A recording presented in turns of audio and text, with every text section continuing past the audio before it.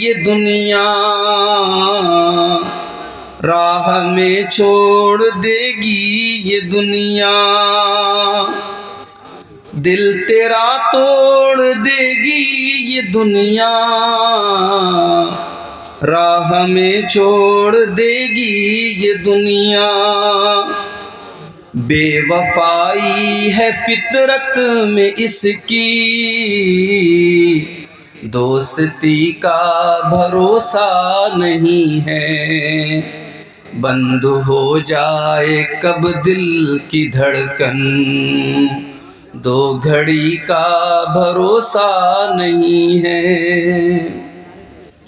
خواب کتنے سجائے ہوئے ہیں، ریت پر گھر بنائے ہوئے ہیں، خواب کتنے سجائے ہوئے ہیں، ریت پر گھر بنائے ہوئے ہیں، 100 برس تک کی تیاریاں ہیں، اور ابھی کا بھروسہ نہیں ہے، 100 برس تک کی تیاریاں ہیں، اور ابھی کا بھروسہ نہیں ہے، بند ہو جائے کب دل کی دھڑکن، دو گھڑی کا بھروسہ نہیں ہے۔ ایک چراغ محبت جلاؤ، قبر کو اپنی روشن بناؤ، ایک چراغ محبت جلاؤ، قبر کو اپنی روشن بناؤ، حشر تک اس میں سونا پڑے گا، حشر تک اس میں سونا پڑے گا، روشنی کا بھروسہ نہیں ہے، بند ہو جائے کب دل کی دھڑکن، دو گھڑی کا بھروسہ نہیں ہے۔ کب تلک حب دنیا کرے گا، ایک نہ ایک دن تو آخر مرے گا، کب تلک حب دنیا کرے گا، ایک نہ ایک دن تو آخر مرے گا، مال و دولت پہ ہرگز نہ خوش ہو، اس خوشی کا بھروسہ نہیں ہے۔ اور آخری شعر سماعت فرمائیں۔ تو نے دنیا کو پانے کی خاطر، تو نے دنیا کو پانے کی خاطر، کتنی محنت مشقت اٹھائی، تو نے دنیا کو پانے کی خاطر، کتنی محنت مشقت اٹھائی، ہاتھ تیرے نہ آئی چمک کچھ۔ دنیا انسان جتنی بھی کما لے، ایک دن خالی ہاتھ دنیا سے جانا ہے، زندگی بھر انسان بھاگتا ہے جس دنیا کے پیچھے، سب کچھ چھوڑ کے خالی ہاتھ جاتا ہے۔ ہاتھ تیرے نہ آئی چمک کچھ، اس چمک کا بھروسہ نہیں ہے، یہ حقیقت ہے اے میرے بھائی، زندگی کا بھروسہ نہیں ہے۔ صدر محترم، علماء کرام، محترم بزرگوں، نوجوان ساتھیوں، ماؤں اور بہنوں، پیارے بچوں، اپنے عزیز دوست شیخ اسحاق عالیاوی حفظہ اللہ کی دعوت پر آج کے اس پروگرام میں جو مدرسہ مفتاح العلوم سادل پور کلاں کا سالانہ پروگرام ہے، اور غالباً 5 بچوں کی دستار بندی بھی آج ہوئی ہے، اس موقع پر مجھے آج حاضر ہونے کی سعادت ملی ہے۔ میں مولانا اسحاق صاحب کے ساتھ ساتھ اس مدرسے کی کمیٹی کے تمام ذمہ داروں اور اراکین کا بھی شکریہ ادا کرتا ہوں۔ بہت اصرار کر کے پروگرام لیا گیا تھا، اندازہ تھا کہ جنوری کے آخر میں بھی سردی کا اثر رہے گا، اور اچھی خاصی سردی آپ کے یہاں ابھی بھی باقی ہے۔ پٹنہ سے کٹیہار آتے ہوئے کئی مرتبہ راستے میں کافی گھنا کوہرا شبنم ہمیں ملی، لیکن اللہ تعالیٰ کی مدد بھی ساتھ میں رہی۔ تقریباً 5-5.25 گھنٹے میں ہم لوگ کٹیہار پہنچ گئے، آپ کے اس علاقے میں پہنچ گئے، اور آنے کے بعد بہت جلد مجھے آپ کے سامنے اسٹیج پر لایا گیا۔ مجھ سے پہلے آپ اس علاقے کے معروف بنگلہ مقرر حضرت علی صاحب کی بنگلہ زبان میں تقریر سن رہے تھے۔ آخر میں انہوں نے مدرسے کے لیے کچھ چندہ بھی کیا ہے۔ مجھے ایسا محسوس ہو رہا ہے جلسہ کرانے والوں کی جو امیدیں ہوتی ہیں، ان کا جو خرچ ہوتا ہے وہ آپ ہی کے لیے ہوتا ہے، اور اس امید میں وہ جلسہ کرتے ہیں کہ زیادہ سے زیادہ سامعین آئیں گے اور ان کے مدرسے کا تعاون کریں گے۔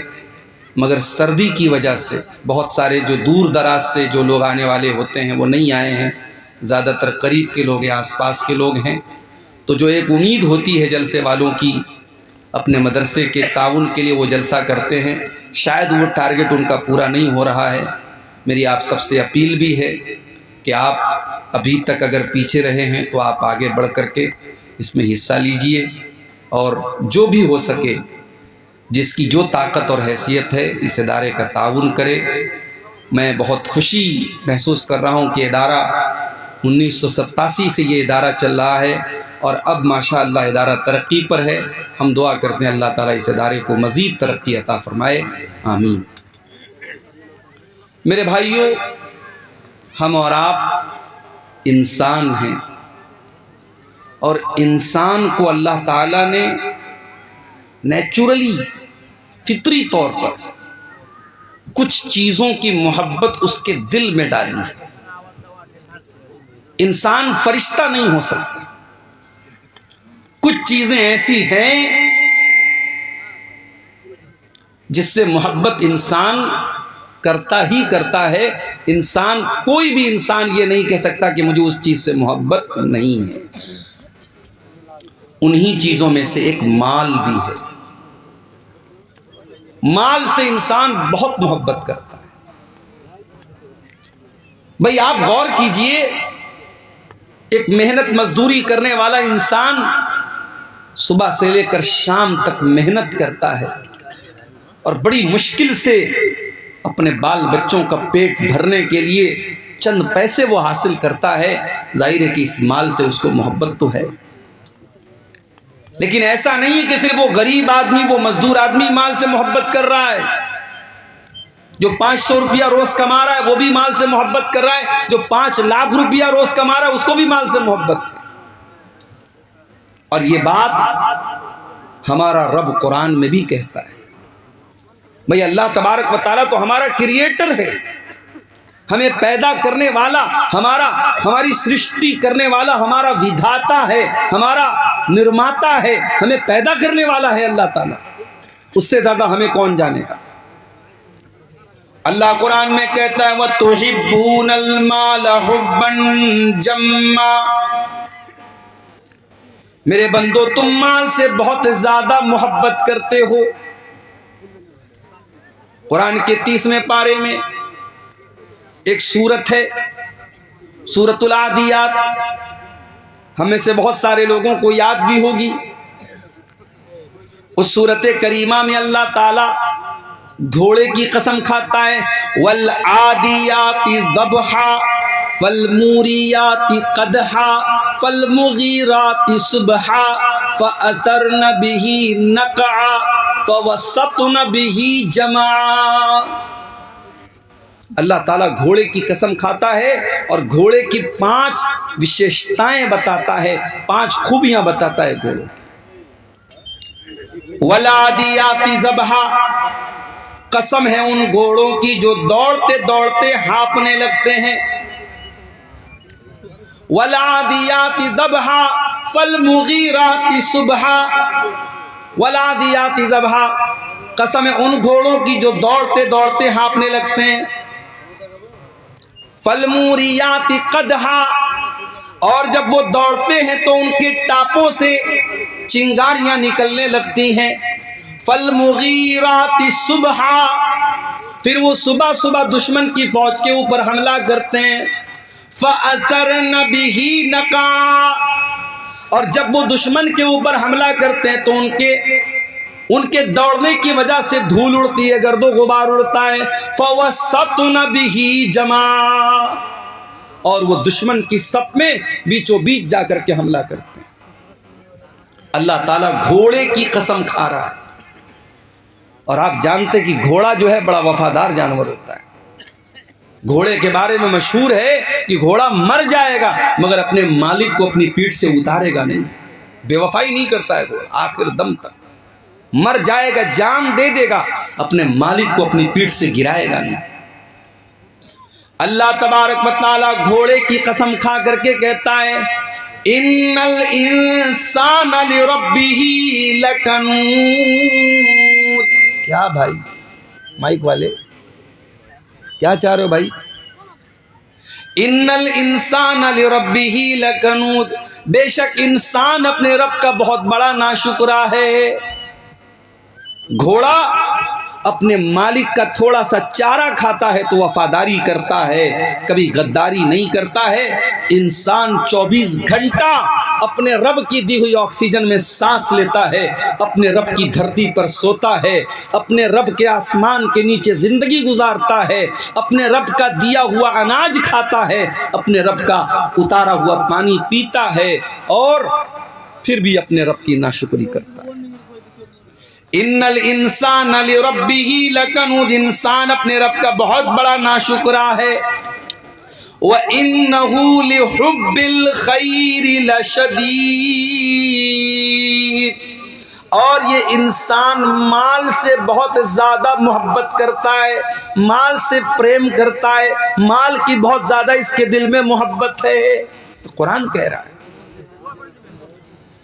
اور جب انسان کہہ دیا اللہ نے تو اس میں عالم بھی آ گیا، جاہل بھی آ گیا، برا بھی آ گیا، نیک بھی آ گیا، سب آ گئے، ہر انسان کے دل میں مال سے محبت ہے۔ اور آگے بڑھیے، قرآن کا 3 پارہ اٹھائیے، سورہ آل عمران کی آیت نمبر 14 میں اللہ فرماتا ہے زُيِّنَ لِلنَّاسِ حُبُّ الشَّهَوَاتِ مِنَ النِّسَاءِ وَالْبَنِينَ وَالْقَنَاطِيرِ الْمُقَنطَرَةِ مِنَ الذَّهَبِ وَالْفِضَّةِ وَالْخَيْلِ الْمُسَوَّمَةِ وَالْأَنْعَامِ وَالْحَرْثِ۔ اللہ کہہ رہا ہے انسان کے دل میں 6 چیزوں کی محبت ہم نے ڈال دی ہے، 6 چیزوں سے انسان ہر حال میں محبت کرتا ہی کرتا ہے۔ کون سی 6 چیزیں ہیں؟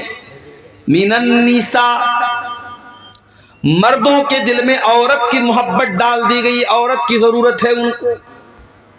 انسان اگر ہے، مرد ہے، وہ مرد کے اندر اگر مردانگی باقی ہے تو اسے عورت کی ضرورت ہے۔ اگر کسی کو عورت کی ضرورت نہیں ہے تو پھر وہ مرد نہیں ہے۔ اسی لیے ہماری شریعت میں نکاح رکھا گیا۔ ہماری شریعت میں ایسا کوئی سسٹم نہیں ہے کہ آپ لڑکی ہے تو شادی مت کیجئے، لڑکا ہے تو شادی مت کیجئے، آپ زندگی بھر کنوارے رہیے، نہیں، یہ اسلام کا سسٹم نہیں۔ ابھی آج کل چل رہا ہے ہمارے اتر پردیش میں، ہمارے غیر مسلم بھائیوں کا ایک بہت بڑا ان کا تہوار کہہ لیجئے یا ان کا اجتماع کہہ لیجئے، پورے ملک بھر سے وہاں لوگ آ رہے ہیں، میڈیا والے دکھا رہے ہیں صاحب اس میں کوئی عورت آتی ہے، وہ جو ہے اس نے دنیا کو تیاگ دیا ہے، وہ شادی نہیں کرے گی۔ اب اس میں کوئی بابا جی آئے، بابا جی کا ہاتھ ایسے اٹھا ہوا ہے، میڈیا پر دکھا رہا تھا کہ 12 سال سے بابا جی کا ہاتھ ایسے اٹھا ہوا ہے۔ میڈیا والے بڑے خوشی سے بڑے فخر سے بیان کر رہے ہیں بابا جی کا ہاتھ 12 سال سے ایسے اٹھا ہوا ہے۔ جب ہم اس طریقے کے ویڈیو دیکھتے ہیں، جب اس طریقے کی خبریں دیکھتے ہیں، اللہ کی قسم ہمارا دل تو شکر سے باغ باغ ہو جاتا ہے۔ ہمارے دل میں شکر کا جذبہ پیدا ہوتا ہے کہ اے اللہ تیرا شکر ہے کہ تو نے ہمیں مسلمان بنایا ہے، اسلام جیسی نعمت سے تو نے ہمیں نوازا ہے۔ اے اللہ ہمارے دین کے اندر، ہمارے مذہب کے اندر کوئی ایسی عبادت نہیں ہے جس عبادت میں انسان کے اوپر اتیاچار کیا گیا ہو، جس عبادت میں انسان کے اوپر ظلم کیا گیا۔ اللہ کے نبی کے ایک صحابی ہیں، نام نوٹ کر لو، عثمان بن مظعون رضی اللہ تعالیٰ عنہ۔ ان کے دل میں ایک مرتبہ خیال آیا شادی کروں گا، بیوی آئے گی، بیوی کو ٹائم دینا پڑے گا، بچے پیدا ہوں گے، بچوں کو ٹائم دینا پڑے گا، جتنی نماز پڑھنی چاہیے اتنی نماز نہیں پڑھ پاؤں گا، جتنی عبادت کرنی چاہیے اتنی عبادت میں نہیں کر پاؤں گا۔ انہوں نے ارادہ کر لیا میں کبھی شادی ہی نہیں کروں گا۔ پھر دل میں خیال آیا کہ میں تو مرد ہوں اور جب تک میرے اندر مردانگی باقی ہے تب تک عورت کی خواہش میرے اندر باقی رہے گی۔ حضرت عثمان بن مظعون رضی اللہ تعالیٰ عنہ نے اپنے آپ کو، اپنی مردانگی کو ختم کرنے کا فیصلہ کر دیا۔ میں اشارے میں آپ کو سمجھا رہا ہوں، سمجھدار ہوں گے آپ سمجھ جائیں گے۔ مرد کے جسم کے اندر جو مردانگی کی علامت ہوتی ہے، حضرت عثمان بن مظعون، اور یہ بات بھی نوٹ کر لیجئے، یہ وہ والے عثمان غنی نہیں ہے جو اللہ کے نبی کے داماد تھے، یہ دوسرے صحابی ہیں، ان کے والد کا نام مظعون تھا۔ عثمان ابن مظعون رضی اللہ تعالیٰ عنہ نے اپنے آپ کو خسی کرنے کا ارادہ کر لیا۔ جیسے بکرا ہوتا ہے نا، بکرے کو خسی کر دیا جائے تو پھر وہ اس لائق نہیں ہوتا کہ پھر وہ جو ہے وہ کسی دوسری بکری کے ساتھ وہ جا سکے اور پھر ولادت ہو سکے۔ تو جس طریقے سے بکرے اور جانوروں کے اندر خسی ہوتا ہے، اس زمانے میں چونکہ میڈیکل سائنس کی ترقی کا دور نہیں تھا تو بعض لوگ کیا کرتے تھے، اپنے آپ کو خسی کر لیتے تھے تاکہ شادی کی خواہش ان کے اندر باقی نہ بچے، مردانگی ہی ان کی ختم ہو جائے۔ عثمان ابن مظعون رضی اللہ تعالیٰ عنہ نے اپنے آپ کو خسی کرنے کا ارادہ کر لیا۔ جب اللہ کے نبی کو پتا چلا، آپ نے ان کو بلوایا، آپ نے کہا اے عثمان انی لم عمر بالرہبانیہ، اے عثمان بن مظعون میں مجھے رہبانیت کا حکم نہیں دیا گیا ہے۔ اے عثمان، جس دین کو میں لے کر کے آیا ہوں میرے دین کے اندر رہبانیت نہیں ہے۔ بال بچوں کو چھوڑ کر کے، دنیا کو چھوڑ کر کے کٹیا میں چلے جائے، کوئی پہاڑ پہ چلا جائے، یہ میرے دین کا کانسیپٹ نہیں ہے۔ اے عثمان ابن مظعون، کان کھول کر کے سن لو، انی امرت ان انام و اقوم، مجھے حکم دیا گیا ہے میں رات میں آرام بھی کروں اور تہجد کی نماز بھی پڑھوں۔ مجھے حکم دیا گیا ہے میں روزہ بھی رکھوں اور میں بے روزہ بھی رہوں، یعنی کنٹینیو نفل روزہ نہ رکھوں، کبھی روزہ رہوں کبھی نہ رہوں، میں کنٹینیو روزہ نہ رکھوں، نفل روزہ کی بات ہو رہی ہے۔ اور مجھے نکاح کرنے کا حکم دیا گیا ہے کہ میں نکاح کروں، بیوی رکھوں، بیوی رکھنے کے لائق نہ ہو تو طلاق دے دوں، مجھے نکاح کا اور طلاق کا بھی میرے شریعت کے اندر آرڈر دیا گیا ہے۔ اور اے عثمان بن مظعون، یہی میری شریعت ہے اور یہی میرا طریقہ ہے۔ فمن رغب عن سنتی فلیس منی، جو میرے طریقے سے ہٹ جائے اس کا مجھ سے کوئی تعلق نہیں ہے۔ اے عثمان، کان کھول کر کے سن لو، اگر تم میرے طریقے سے ہٹنا چاہتے ہو تو کان کھول کر کے میری وارننگ سن لو، پھر مجھ سے کوئی تعلق نہیں رہے گا۔ حضرت عثمان ابن مظعون رضی اللہ تعالیٰ عنہ کو اپنی غلطی کا احساس ہوا، انہوں نے فوراً رجوع کیا۔ ایک اور صحابی تھے، نام نوٹ کر لو ان کا بھی، عبداللہ بن عمرو بن عاص رضی اللہ تعالیٰ عنہ، بہت نیک صحابی، اللہ والے صحابی، رات بھر نماز پڑھنے والے صحابی، دن میں نفل روزہ رکھنے والے صحابی۔ شادی ہوئی، بیوی کے پاس جا ہی نہیں رہے، بیوی کے پاس جا ہی نہیں رہے، بیوی کا حق ہی ادا نہیں کر رہے ہیں۔ بہو کو سسر نے دیکھا، 3-4 دن کے بعد بہو کا چہرہ اترا ہوا ہے، بہو نے بال بھی کنگھی نہیں کیا ہے۔ سسر نے پوچھا بھئی کیا بات ہے، تیری نئی نئی شادی ہوئی ہے، تو ایسا حلیہ کیوں بنا کے بیٹھی؟ کہا کہ ابو آپ کے بیٹے کو مطلب ہی نہیں ہے مجھ سے، رات میں نماز پڑھنی ہے، دن میں روزہ رکھنا ہے. ان کو تو بس روزہ رکھنا ہے، نماز پڑھنا ہے، ان کو بیوی سے کہاں مطلب ہے. سسر سمجھ گئے کہ مسئلہ کیا ہے، لیکن بہت ساری باتیں باپ ڈائریکٹ بیٹے سے نہیں بول سکتا. حضرت عبداللہ کے والد جو تھے عمرو بن عاص، وہ بھی بہت بڑے صحابی تھے. انہوں نے آ کر کے اللہ کے نبی سے کہا کہ اللہ کے نبی ایسا ایسا معاملہ ہے، میری بہو نے اشارے میں بتایا ہے کہ میرا بیٹا اپنی بیوی کی ضرورتیں پوری نہیں کرتا ہے. اے اللہ کے رسول، آپ میرے بیٹے کو بلا کر کے سمجھائیے. اللہ کے پیارے نبی نے حضرت عبداللہ کو بلوایا. آپ نے کہا اے عبداللہ، مجھے پتا چلا ہے کہ تم رات بھر نماز پڑھتے ہو. کہا اے اللہ کے نبی بالکل صحیح بات ہے. اے عبداللہ، مجھے معلوم ہوا ہے تم کنٹینیو لگاتار نفل روزہ رکھتے ہو. ہاں اے اللہ کے نبی، یہ بھی بالکل صحیح بات ہے، میں روزہ بھی رکھتا ہوں، میں رات بھر نماز بھی پڑھتا ہوں. آپ نے کہا اے عبداللہ، ان لعینک علیک حقا وَإِنَّ لِجَسَدِكَ عَلَيْكَ حَقًّا وَإِنَّ لِزَوْجِكَ عَلَيْكَ حَقًّا. اے عبداللہ، تیری آنکھوں کا بھی تیرے اوپر حق ہے، تیرے شریر کا بھی تیرے اوپر حق ہے، تیری بیوی کا بھی تیرے اوپر حق ہے، تیرے مہمان کا بھی تیرے اوپر حق ہے، اور تیرے رب کا بھی تیرے اوپر حق ہے. اے عبداللہ، سب کا حق ادا کرو، رات میں نماز بھی پڑھو اور آرام بھی کرو، بیوی کا حق بھی ادا کرو، دن میں کبھی روزہ رکھو کبھی مت رکھو، کنٹینیو لگاتار نفل روزہ نہ رکھو. اے عبداللہ، یہ میرا طریقہ، اس کو فالو کرو. اسلام اتنا پیارا دین ہے میرے پیارے ساتھی. اسلام میں آپ سے یہ نہیں کہا گیا کہ آپ عورت سے دور ہو جائیں. اللہ کہہ رہا ہے زُيِّنَ لِلنَّاسِ حُبُّ الشَّهَوَاتِ، لوگوں کے دل میں عورت کی محبت ڈالی گئی ہے، عورت کی ضرورت پڑے گی تمہیں، اور اسی لیے اسلام نے تم کو نکاح کا حکم دیا ہے. اور میں ایک بات محسوس کرتا ہوں اپنے سماج میں تو بنارس میں رہتا ہوں، آپ کے یہاں کا ماحول اتنا میں بہت زیادہ نہیں جانتا. میں اپنے یہاں میں دیکھتا ہوں کہ لڑکیوں کی شادی جو ہوتی ہے 18 سال میں، 19 سال میں، 20 سال میں عام طور سے ہو جاتی ہے لڑکیوں کی شادی. لیکن لڑکوں کی شادی 25 سال کے پہلے لوگ نہیں کرتے عام طور سے، جبکہ لڑکا شادی کے قابل 20 سال میں ہو چکا ہے. اب 25 سال اور 30 سال کا ہونے کے بعد آپ اس کی شادی کر رہے ہیں. میرے پیارے ساتھیوں، انسان کو بھوک آج لگی ہو اور کھانا آپ اس کو 10 دن کے بعد کھلائیں گے تو بیچارہ بھوکا مر جائے گا. ہم لوگ آ رہے تھے، ہمارے ڈرائیور صاحب بھی ساتھ میں آ رہے تھے. میں بنارس سے دوپہر میں کچھ خاص میں نے کھایا بھی نہیں تھا، بھوک لگی تھی، اور پھر یہ بھی مسئلہ تھا، پہنچنا بھی تھا آپ کے ہاں، جلدی بھی تھی. تو میں نے راستے میں آن لائن ایک جگہ ہوٹل والے کو آرڈر دیا بیگو سرائے میں، وہاں کھانے کی چیز جب پیٹ میں کچھ گئی تب جا کر کے انسان کو سکون ملتا ہے. یہ ہماری فطرت اور عادت ہے میرے پیارے ساتھ. ایک لڑکا 20 سال کی عمر میں جوان ہو رہا ہے اور باپ اس کی شادی 30 سال کی 32 سال کی عمر میں کر رہا ہے. اور وجہ کیا ہے؟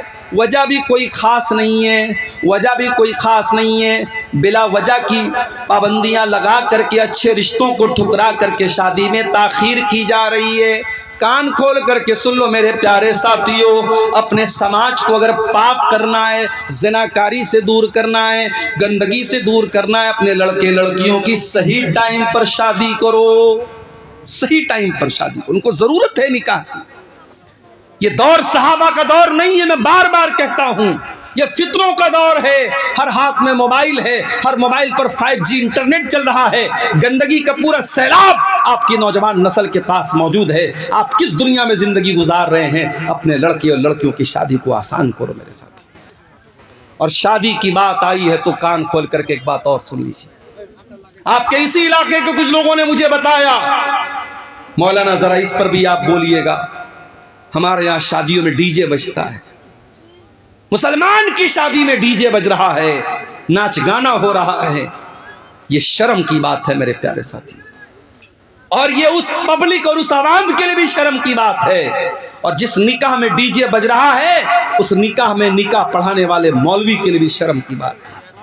ہمارے بنارس میں بھی ایک دور تھا جب شادیوں میں بینڈ باجا بجتا تھا، لیکن علماء نے مل کر کے آپس میں طے کیا کہ جہاں شادی میں بینڈ باجا بجے گا ہم نکاح نہیں پڑھائیں گے، ہم شامل نہیں ہوں گے۔ سارے علماء جب متحد ہو گئے، قوم کی اتنی ہمت نہیں تھی سارے علماء سے پنگا لے سکے، آخر حالات بدلے اور آج بنارس میں آپ چلے جائیے، ٹھیک ہے اور برائیاں آپ کو ملیں گی مگر شادی کے پر کہیں بھی آپ کو مسلمان کی شادی میں کہیں بینڈ باجا اور ڈی جے وغیرہ نہیں ملے گا۔ عجیب و غریب بات ہے میرے بھائی، مسلمان کی شادی میں بینڈ باجا بج رہا ہے، ڈی جے بج رہا ہے۔ مسلمان کی شادی میں ہلدی کی رسم ہو رہی ہے، مسلمان کی شادی میں تلک کی رسم ہو رہی ہے، مسلمان کی شادی میں منگنی کی رسم پہ دعوتیں ہو رہی ہیں۔ اللہ کے واسطے میرے پیارے ساتھیوں، امت بہت پریشان ہے، امت بہت پریشان ہے۔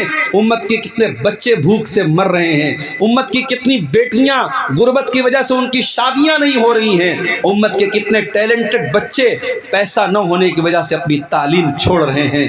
اگر آپ کے پاس پیسہ بہت زیادہ ہے، پیسہ خرچ کرنے کے بہت راستے ہیں، نکاح کو آسان کرو میرے پیارے ساتھیوں۔ میں حیدرآباد بھی تقریر کرنے گیا تھا، وہاں پر بھی میں نے کہا حیدرآباد میں شادی ہوتی ہے، ایک شادی میں 20 طریقے کا کھانا بنتا، میں نے وہاں پر بھی کہا ایک طریقے کا کھانا بناؤ میرے بھائی، 19 طرح کا 20 طریقے کا کھانا نہ بناؤ، ایک طریقے کا کھانا بناؤ، 100 لوگوں کو کھلا دو، ضروری نہیں 1000 لوگوں کو کھلایا جائے۔ شادی کو آسان کرو، سمپل کرو۔ اللہ کے پیارے نبی نے فرمایا اِنَّا اعْظَمَ النِّکَاحِ بَرَکَةً أَیْسَرُهُ مَوْنَةً، سب سے زیادہ برکت والا نکاح وہ ہے جس میں سب سے کم خرچ کیا جائے۔ آپ نے یہ بھی فرمایا اِذَا خَطَبَ إِلَيْكُم مِّمَّن تَرْضَوْنَ دِینَهُ وَخُلُقَهُ، جب تمہاری لڑکی کے لیے ایسا رشتہ آ جائے، لڑکا دیندار ہے، لڑکا بااخلاق ہے، فَزَوِّجُوهُ، تو تم اپنی لڑکی کی شادی اس سے کر دو۔ ہمارے یہاں تو نہیں صاحب، ہم شیرشاہ آبادی ہیں تو شیرشاہ آبادی میں ہی کریں گے، ہم انصاری ہیں تو انصاری میں ہی کریں گے، ہم شیخ ہیں تو شیخ میں ہی کریں گے۔ یہ برادری واد کہاں سے آیا میرے بھائی؟ جب ہم یہ عقیدہ رکھتے ہیں سب آدم کی اولاد ہیں، سب حوا کی اولاد ہیں اور ایک ہی فیملی اور ایک ہی پریوار سے نکلے ہیں، تو پھر کون اونچا کون نیچا اور کون فلاں برادری کون؟ یہ برادری واد کی بنیاد پر اپنے آپ کو آپ نے اونچا سمجھ لیا۔ آج کتنی جگہوں پر برادری کی وجہ سے رشتے نہیں ہو رہے ہیں اور برادری کی وجہ سے جوان لڑکیوں کی زندگی برباد ہو رہی ہے۔ میرے پاس لکھنؤ کی ایک لڑکی کا میسج آیا فیس بک کے اوپر، اس نے کہا مولانا میرے لیے دعا کیجیے۔ میں نے کہا کیا مسئلہ ہے؟ اس نے کہا میں قریشی برادری سے تعلق رکھتی ہوں۔ قریشی برادری آپ جانتے ہوں گے، جو گوشت کا کام کرتے ہیں، جن کو ہمارے یہاں قصائی بولتے ہیں، وہ عام طور سے وہ اپنا سرنیم قریشی لکھتے ہیں، قریشی برادری کو ہوتے ہیں۔ اس نے کہا مولانا میں قریشی برادری سے تعلق رکھتی ہوں، میں اہل حدیث ہو چکی ہوں، میرا بھائی بھی اہل حدیث ہو چکا ہے، ہم قرآن و حدیث کو فالو کرتے ہیں، ہمارا باپ بدعتی ہے، ماں بدعتی ہے، خاندان بدعتی ہے، قبروں پر سجدہ کرنے والے لوگ ہیں۔ میں چاہتی ہوں میری شادی ایسے گھر میں ہو جہاں قرآن و حدیث پر عمل ہوتا ہو، شرک نہ ہوتا ہو، بدعت نہ ہوتی ہو۔ لیکن میرے باپ کا کہنا ہے کہ میں قریشی ہی برادری میں کروں گا، اور مجھے پورے لکھنؤ کے اندر کوئی قریشی برادری کا ایسا انسان نظر نہیں آتا، کوئی ایسا رشتہ نہیں ملتا جہاں قرآن و حدیث پہ چلنے والے لوگ ہوں۔ وہ لڑکی بیچاری اپنا درد پیش کر رہی تھی اور میرے پاس اس کو سوائے تسلی دینے کے میرے پاس کوئی الفاظ نہیں تھے۔ یہ حالات